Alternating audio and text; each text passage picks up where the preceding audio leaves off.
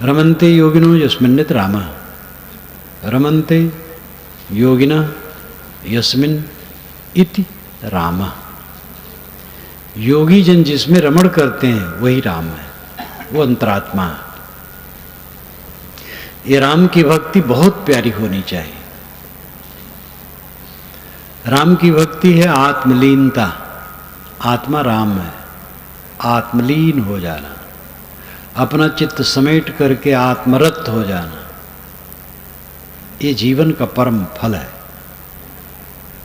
किसी के साथ कुछ रहने वाला नहीं, सब झूठ। हम जितना ऐश्वर्य मानते हैं वो मिट्टी का पिंड है, धूल है, चारों तरफ धूल। सबके शरीर धूल है, मकान धूल है, सब जो कुछ दिखाई देता सब धूल है, और कुछ दिन में धूल होकर के रह जाएगा। तब हमें अनुभव नहीं होगा। मेरा शरीर धूल हो जाएगा, लेकिन तब अनुभव नहीं होगा। पहले इसका अनुभव करो, मानो ये धूल हो गया। सारा अहंकार ममकार छोड़ दो, शीतल हो जाओ, अपने मन को अपने में समेट लो, आत्मलीन हो जाओ।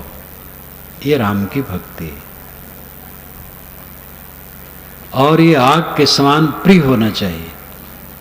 चाहे जितनी ठोकर मिले, चाहे जितना अपमान मिले, चाहे जितना कुछ हो, कोई चिंता नहीं, ये काम करना है। अनादिकाल से हम क्या क्या नहीं किए हैं, और सबका फल दुख रहा है। काम भोग में खूब जम के लगे, खूब बाल बच्चे पैदा किए, खूब धन दौलत बटोरे, नाम ग्राम किए, बड़े बड़े पद पाए। सबके फल में क्या हुआ? रोना, और कुछ नहीं हुआ। केवल रोना रोना रोना रोना। सारा संसार रो रहा है, तत्काल पता नहीं लगता, समय बीतता है तब पता लगता है। केवल रोना। देह धर करके रोने के सिवा प्राणी क्या पाता है? जवानी में कुछ दिन चकर मकर रहती है, रोता तो उस समय भी है। अंदर में अभाव का अनुभव, असंतोष, ये रोना ही। जवान रोता है, बूढ़ा रोता है, प्रौढ़ रोता है, बच्चे तो रोते ही। बच्चे स्वभाव से रोते हैं। बहुत बच्चे होते हैं वो अपनी बात कह नहीं सकते, इसलिए रो करके भावना व्यक्त करते हैं। जब बच्चे और बड़े हुए तमाम चीज़ों के लिए रोते हैं। जवान रोता है, आंसू भले न बहाए, कामनाएं पूरी नहीं हो रही हैं इसलिए रोता है।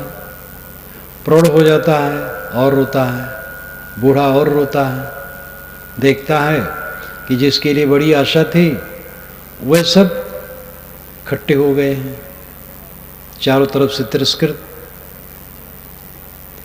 तो देह धर करके रोने की सिवा क्या रहता है? दुख भोगने की सिवा क्या रहता है? जो कुछ मिला है वो टूटने फूटने वाला है। शरीर जीर्ण शीर्ण, इसके कण निरंतर बदलते हैं। ठोकर लग जाए, भारा के गिर पड़े, पता नहीं कौन अंग टूट जाए। होता है, लोगों को टूटता है। रोग लग जाता है, करते धरते नहीं बनता। प्रिय वियोग हो जाता है, बहुत प्यारा चला गया, आदमी व्याकुल रहता है। धन की हानि हो गई, अपमान हो गया, अनेक दुख। दुख के अलावा दुनिया में कुछ नहीं, केवल दुख सब भोग रहे हैं। और इन सारे दुखों से पूर्ण मुक्त होने के लिए राम भक्ति है। मोक्ष कारण सामग्राम भक्तरेव गरियसी, शुश्रूपानुसंधानम भक्तृत्व विधीयते। ये स्वामी शंकराचार्य ने विवेक चूड़ामणि में कहा है, मोक्ष कारण सामग्राम भक्तिरेव गरीयसी। मोक्ष कारण की सामग्री में भक्ति ही श्रेष्ठ है। मोक्ष होने के कारण की सामग्री में भक्ति ही श्रेष्ठ है। और स्वस्वरूपानुसंधानम भक्तिरित्य विधीयते। स्वस्वरूप का अनुसंधान भक्ति कहलाती है। स्वस्वरूप का अनुसंधान यानी आत्मचिंतन, आत्मरति, आत्मसंतुष्टि, आत्मतृप्ति, ये भक्ति कहलाती है। ये स्वामी शंकराचार्य कहते हैं। तो असली भक्ति आत्मरति है, आत्मतृप्ति है। उसके लिए गुरु संत की भक्ति की जरूरत है,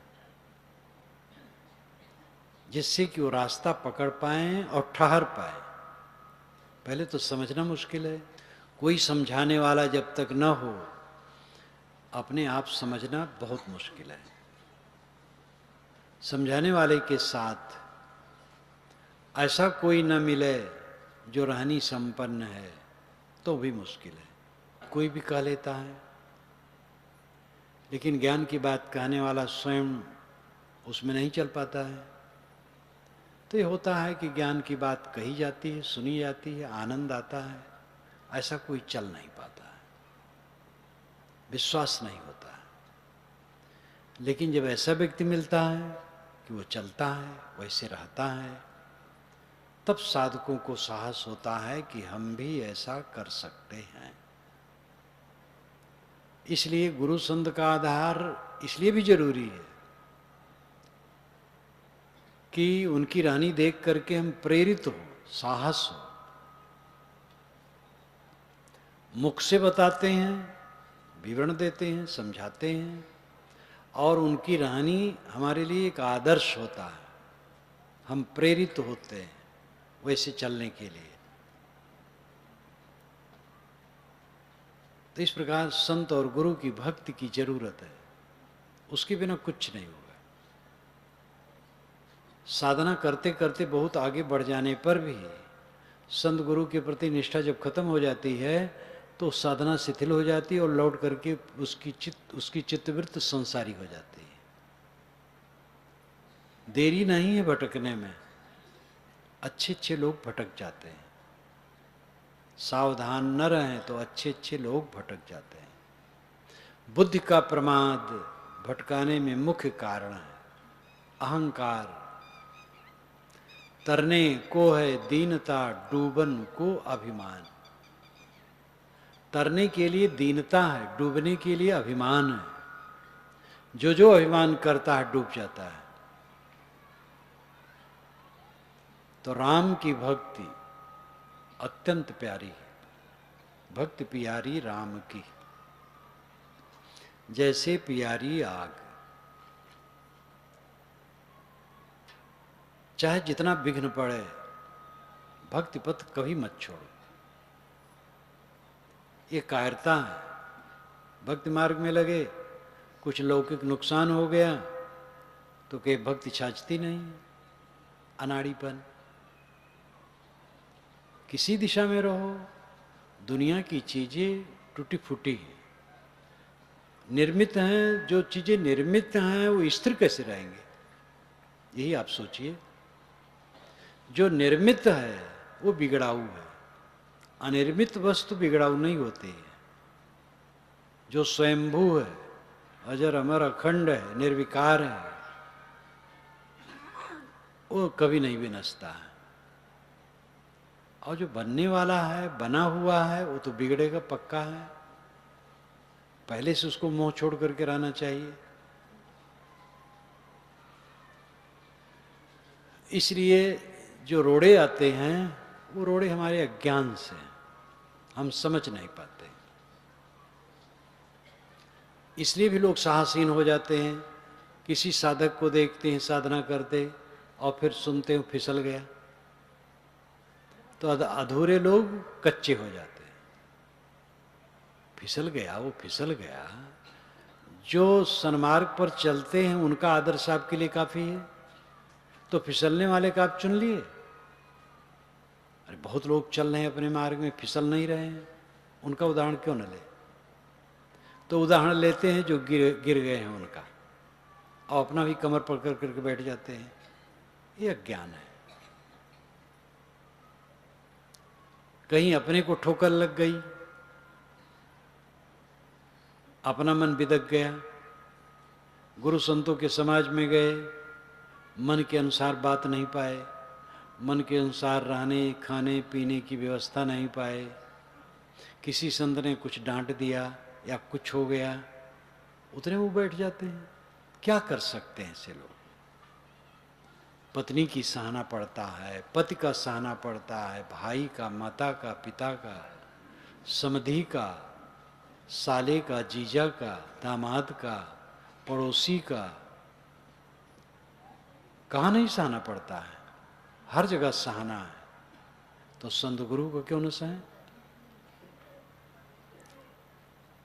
जो आदमी असहनशील है, अदूरदर्शी है, क्षणिक बुद्धि वाला है, किसी दिशा में सफल नहीं हो सकता।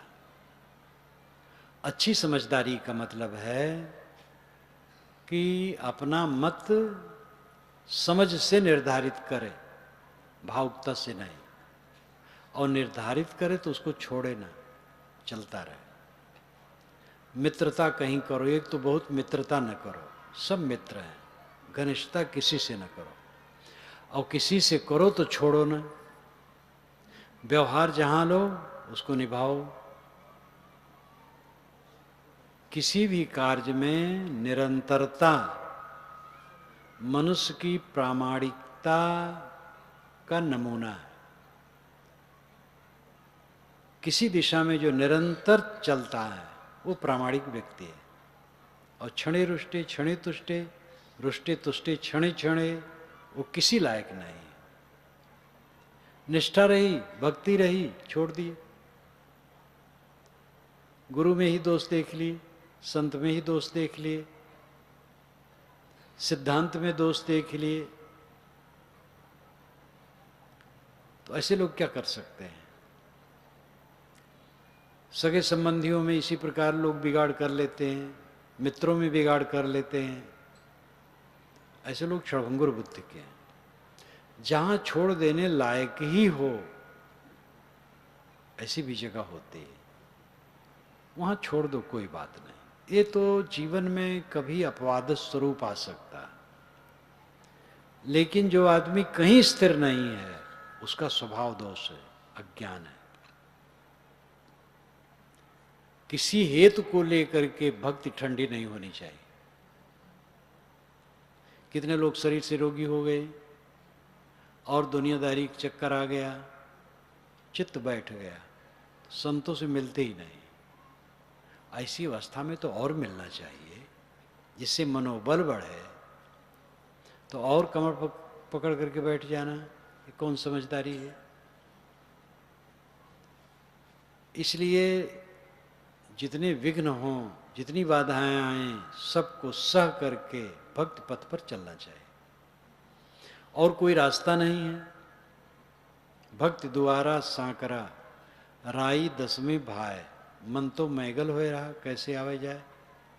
भक्ति का दरवाजा सकरा है, राई के दाने के 10वें हिस्से के बराबर है, और मन उन्मत्त हाथी बना है, तो उसमें कैसे आए जाएगा? जब नन्हा हो, नन्हा होई के पीऊ। विनम्रता के बिना, सरलता के बिना, कपटहीनता के बिना भक्ति नहीं बनती। साधक का हृदय भक्तिमय होना चाहिए, और भक्त का हृदय, जिसके हृदय में भक्ति है, उसमें सरलता, अहंकार, कपट, छल, ये सब नहीं होता है। सरल चित्त, सरल चित्त बना करके भक्ति मार्ग में लगना चाहिए, और फिर कदम कभी पीछे नहीं रखना चाहिए। जो अंतिम बात राम की भक्ति मैंने कही, ये बहुत करते करते तब प्राप्त होता है। संतों की संगत, सेवा, भक्ति, साधना, स्वाध्याय, मनन, चिंतन, अनादि काल का कूड़ा कचरा मन में जमा है। वासना, अध्यास, संस्कार, अहंकार, वो काटते काटते सब कटते हैं। गुरु से दीक्षित हो गया, किसी समाज में भर्ती हो गया, भक्त हो गया, साधु हो गया, कुछ अच्छाइयाँ आ गईं, बस उतने में वो संतुष्ट हो गया। आगे का प्रयास छूट गया तो अंतिम काम नहीं होगा। लगन का अर्थ है जब तक काम पूरा ना हो चैन से न रहे।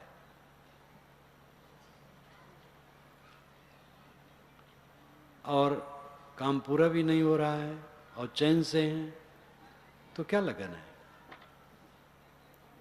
डट पड़े। कोई दूसरा द्वार नहीं है सुख का। काम भोग में डट करके देख लिए हो, दुख है, सुख नहीं।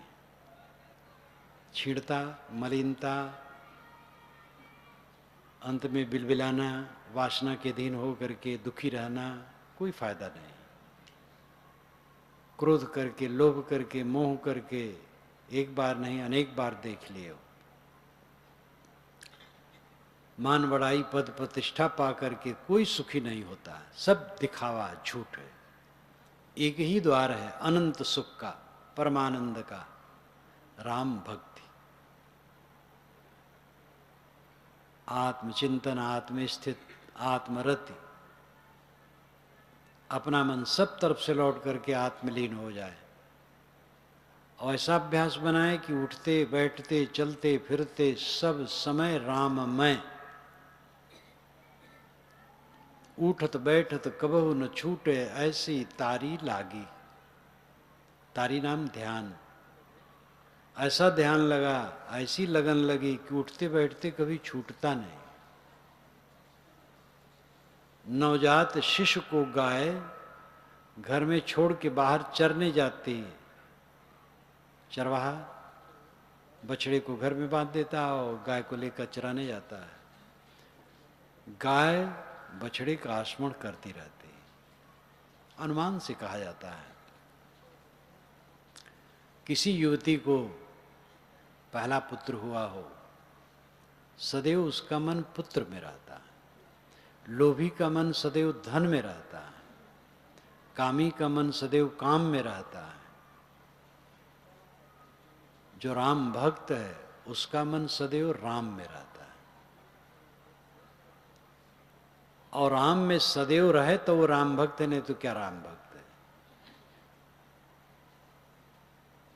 ये सब साधना करते करते होगा। बात करने से खाली नहीं होगा, राम राम कह लेने से नहीं होगा। आत्मज्ञान की बात झाड़ लेने मात्र से नहीं होगा। जब इस पर निरंतर मनन चिंतन होगा, ख्याल होगा, ध्यान होगा, इसका लाभ निश्चय होगा, सबका चित्त रात दिन जलता है दुनिया में पढ़ करके। जलन जलन जलन और कुछ नहीं। अभाव, असंतोष, पीड़ा। राम भक्ति में ही आग बुझ सकती और कहीं नहीं बुझ सकती। राम भक्ति एक शब्द से मैं व्यक्त कर रहा हूं। राम से, राम भक्ति शब्द से व्यक्त कर रहा हूं जिस भाव को, दूसरे शब्दों से वो व्यक्त कर सकता है कोई। अल्लाह की भक्ति कह सकता है, ब्रह्म की भक्ति, ईश्वर की भक्ति कह सकता है, और शब्द कह सकता है। दुनिया में बहुत सारे शब्द हैं, लेकिन वो सब शब्दों का संकेत होना चाहिए अपरोक्ष के लिए, आत्मा के लिए। अब आत्मा से अलग अगर संकेत है तो भटकाव है। हमारा राम कहीं लोक लोकांतर में है, देश देशांतर में है, तो भटक गए। मैंने पहले कहा था कि राम से देश काल की दूरी नहीं है। हमारे परमार्थ से, ब्रह्म से, अल्लाह खुदा गॉड से देश काल की दूरी नहीं है। तो मेरा स्वरूप है। शब्द अनेक हैं, शब्दों में लड़ाई की जरूरत ही नहीं है। इसीलिए साहब ने समन्वय किया, अल्लाह राम जियो तेरी नाई। भाई रे दुई जगदीश कहाँ ते आया, कहो कोने बोर आया, अल्लाह राम करीमा के सो हरि हजरत नाम धराया। कबीर साहब जैसा सबका समाहार कर लेने वाला पुरुष सबको एक पंक्ति में बैठा देता है, वो महापुरुष। तो शब्दों का आग्रह नहीं होना चाहिए। राम भक्ति, अंतरात्मा की अनुरक्ति। चाहे जितना अपना दिमाग घुमा लो चारों तरफ, दुख के अलावा कुछ नहीं पाओगे। राम भक्ति में ही सुख मिलेगा, अंतरतम में प्रविष्ट होने में सुख मिलेगा, अंतर्मुख होने में सुख मिलेगा। क्योंकि चित्त बाहरी वस्तुओं को लेता है तो सारी वस्तुएं छिन्न भिन्न हैं, परवश हैं, अनेकों के संघर्ष में, द्वंद्व में, निर्विघ्न नहीं, अवंत में छूट जाने वाली। राम अलग नहीं है, वो छिन्न भिन्न नहीं है, वो ठोस है, नित्य है, शुद्ध बुद्ध है, आपका स्वरूप है। अपने मन को समेटें और एकाग्र कर लें, अंतर्मुख कर लें, आत्म तृप्त हो जाए। ये राम भक्ति है। इसको संभाले रखने के लिए सदैव ये स्थित बनी रहे, इसके लिए भी साधु गुरु की भक्ति जरूरी है। जीव दया, शील, करुणा, प्रेम, विनम्रता, संयम, जागरूकता, जीवन भर पवित्र रहने की जरूरत है। एक बार राम में लीन हो जाने से काम नहीं बनेगा। एक बार कोई राम में लीन हो गया, आत्मलीन हो गया, आत्मसंतुष्ट हो गया, जीवन अभी है और व्यवहार वो ठीक नहीं कर पा रहा है, आगे कहीं मोह कर लिया, कहीं बैर कर लिया, उसकी राम भक्ति खत्म हो जाएगी। इसलिए जीवन भर जागना होगा। और उस दशा में जो पहुंच जाएगा वो सोएगा नहीं, मतलब भटकेगा नहीं। नींद तो सब लेते हैं, सबको नींद लेना चाहिए। 24 घंटे में 6 घंटे तो सोना ही चाहिए। यहां जागने का अर्थ है आत्म जागृति। दुनिया में न भूलना, इस परदेश में न भूलना, हम परदेश में बैठे, पांचों ज्ञानेंद्रियों से जहां तक प्रतीत होता है परदेश है, और उसी में आदमी लोटता पोटता रहता है और दुखी होता रहता है। जब पांचों ज्ञानेंद्रियों से प्रतीतमान जड़ दृश्य से लौटकर अपने आत्मा में लीन हो जाता है, तब दुखों का अंत होता है। और वही राम भक्ति है। उस राम भक्ति के लिए संत गुरु की भक्ति में लग करके, स्वाध्याय सेवा साधना करके चलने से वो अवस्था आएगी। इसी के साथ मैं अपनी वाणी को विराम देता हूँ।